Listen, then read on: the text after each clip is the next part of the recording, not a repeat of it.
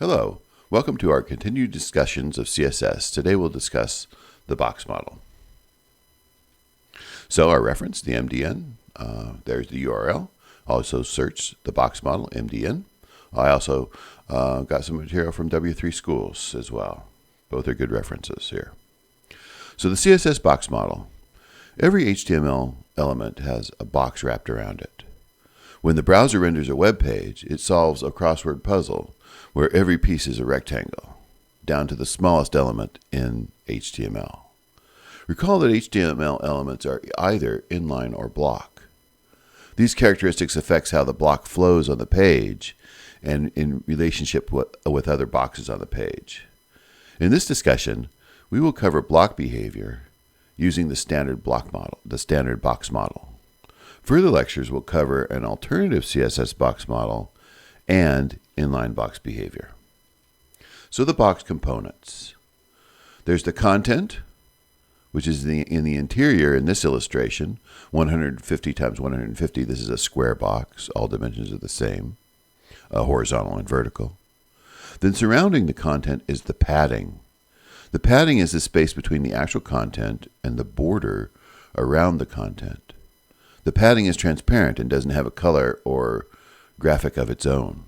It takes the color or the background of the element that it's a part of.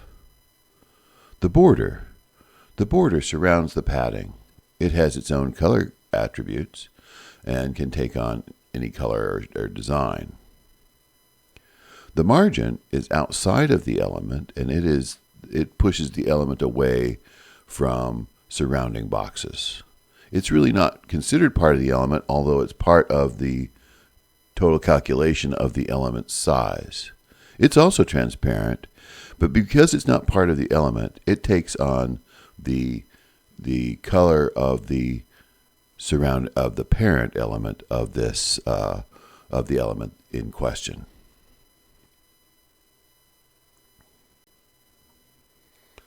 The CSS that would create such a box is on the screen now. So we look at padding, 40 pixels, all surrounding the content. The margin surrounding the border. There's the 5-pixel border around this element as well. And then the height and width of the content. So the height and width are essentially overridden by these explicit characteristics here. So normally the height and width of the element is the content of the element unless the CSS has something to say about it. So the total size of this element on the page would be adding up all of these elements in the formula shown below. 150 plus 2 times 40 plus 2 times 50 plus 2 times 40. So that would be one dimension, right? Either the height or the width. Since this is a square, that calculation would be the same for both. If padding, border, or margin, you can specify all 4 sides of those, so it doesn't necessarily have to result in a square, but it would result in some kind of rectangle. Then the two calculations would be slightly different. But this is one dimension, either length or height. Following will be an example of this box model. So here's the element on the page. In a moment, we'll look at the HTML. But you can see the dot box here will apply to characteristic or the class of the HTML element. And you can see the border is 5 pixels solid in Rebecca purple. The background color is light gray. The padding around the content is 40 pixels. The margin around that is another 40 pixels. And the width and the height is 150 pixels each. If I reduce the padding to 0 and save the 5, we can see that the padding is the space in between the content and the border. And it's also transparent, taking on the light gray background color of the element itself. The margin pushes the element away from the surrounding content, in this case the page itself. And it is also transparent, taking on the background color of the page because that's the parent element of this element that's in the HTML. The height and the width overcome the height and the width of the natural content of the page. So what happens if those are set to 0?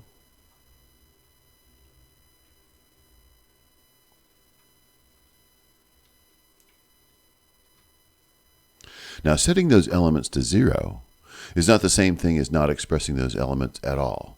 And we'll see that in a moment. But because we're forcing the height and the width to be 0 of the content box. Now, from HTML's and the browser's perspective, the philosophy is always show content. So we've provided 0 space for this content, but the browser is going to show the space.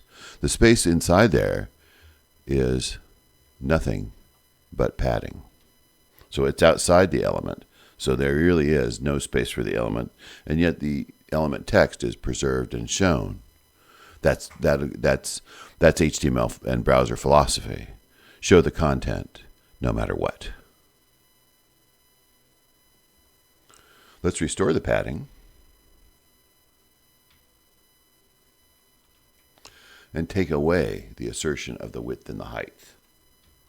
Not the same thing as setting width and height to 0, because now we have width and height according to the content of the actual element.